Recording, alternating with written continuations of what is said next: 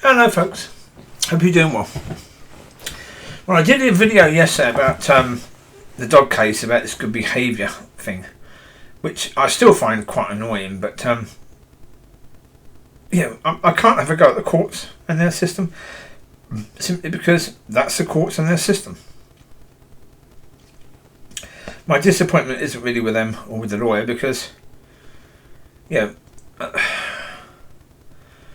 from the solicitor's point of view, or lawyer, solicitor in this country, from his point of view, he's trying to do the best for his client. I get that.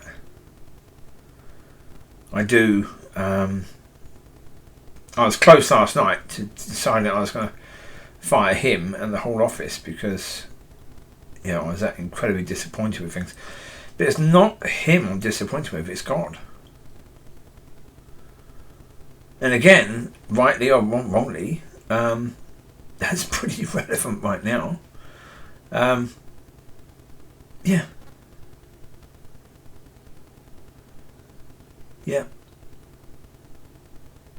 I mean, is God moving in this situation? I don't know. I honestly don't know. It looks like he's not. But that doesn't mean he's not. Because looks can be deceptive, and the reason why that phrase is there, that looks can be deceptive, is because they often are. Because what something looks like and what it actually is incredibly different, and that is often the case, because it's how we choose to perceive things, how we choose to see things, and that's how it looks to us. So, yeah.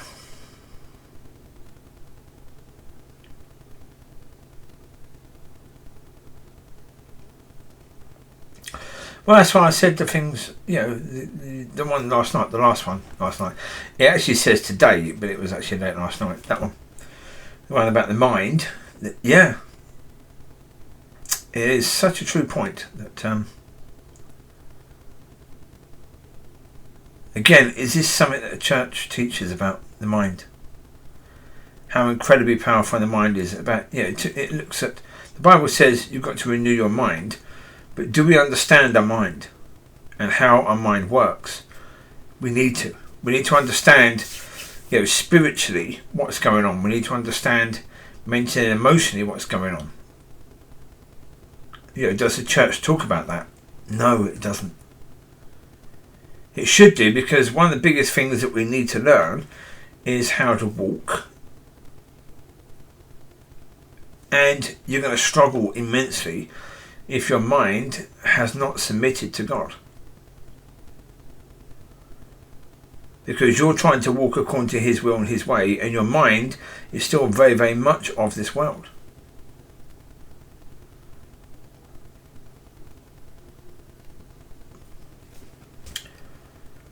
I mean, my frustration is that, I seem to have hit even with regards to my relationship with God, even with regards to my understanding, it seems to have hit a barrier. It doesn't seem to be moving forwards right now.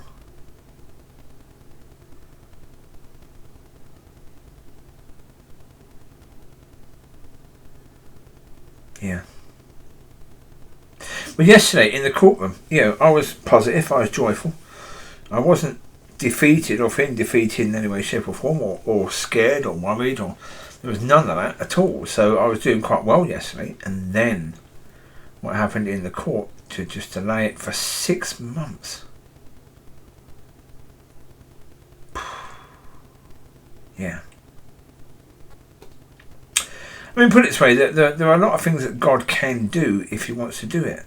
There are different things and different ways that He can do things that are going to make the situation end beautifully, if He wants to do that.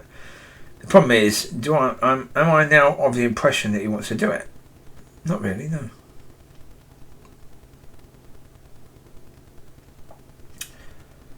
No, I'm not. Well, again,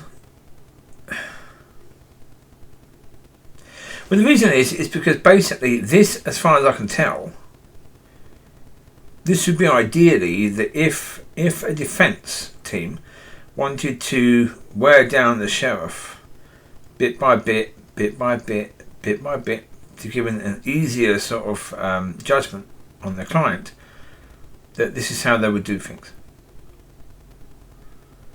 You know, that you go and see the social worker first, then you do the mental health check, then they put you with someone who can see that you're okay with animals and you're good with dogs, etc. And then they'll have this 6-month thing.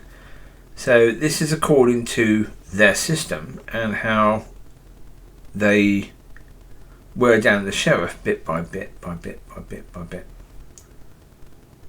And okay, that's the game they play. Fine. The sheriff knows exactly what's going on. That these things are designed for this purpose. Yeah. So she will see the defendant in a different way. Yeah. Well, I suppose it's where you have no witnesses for you, these things count as witnesses for you.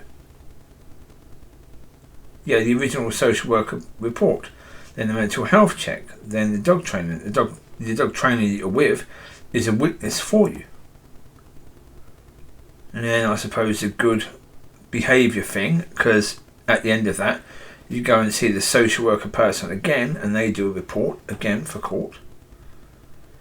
And that's another witness statement for you, isn't it? That's what these things are for, I guess. Because certainly, generally speaking, if you plead guilty, that there are no witness statements for you. Witness statements are designed to paint you in a better light. So yeah, I get that. But do I need to be painted in a better light if God's going to do something?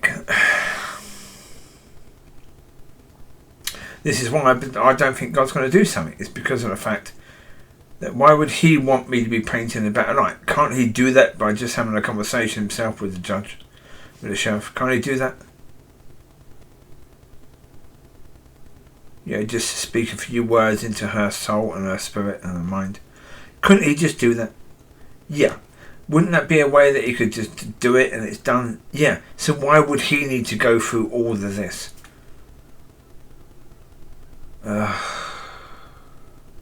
Why would I need to go through all of this?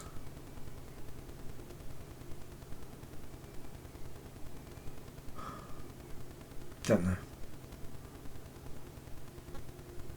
I honestly don't know, because through this situation, okay, it'd been admonished rather than punished, okay, but I'd still have a guilty record. It'd still be down in the local newspaper that I'm guilty of this when I'm not. And does it help that I'm admonished rather than... No, because I should be found not guilty. If what God is telling me is true, that I'm not guilty, then really I should be found not guilty. If that's not going to happen, does it really matter? If I'm still going to be found as guilty, does it really matter? Whether I'm admonished or punished, whether I have to pay a fine or I'm just told, just don't do anything like this again. Yeah. Yeah. That's why I'm struggling right now, because, yeah. To me, the 6 months, yeah. I can't see what it does. Certainly, I can't. If my solicitor is not going to make the sheriff aware of what the SSPCA did in December and how out of order they were in December, then it means I'm not going to get my dogs back. So does it matter what the rest is? Not at all. No. No, and so that's why I'm struggling. That's why I don't feel that I've got the joy at the moment. It's because of the fact that, yeah, this just seems to be darkness. That's all it seems, is to be darkness. There doesn't seem to be any light coming in this situation, really. I mean, is it possible for God to do things? Yeah, but say I'm not one who has ever pushed that narrative that oh, God will do things right at the end. Why would God wait until right at the end? See, I don't get that. I don't get why that narrative ever was there. In some cases, yeah, your faith needs to be pushed until right at the point where you're more or less giving up, and then God does something. Yeah. Sometimes that's the case. But does that need to be the case with regards to dogs, with regards to home, with regards to wife, with regards to ministry, with regards to all those 4 things? Does that need to be the case of all of them? Really? That seems to be the way things are going. That if I'm going to hope, I've got to hope upon that being the case, which is, yeah. Anyway, there you go. You take care. God bless. I'll speak to you soon. Bye bye.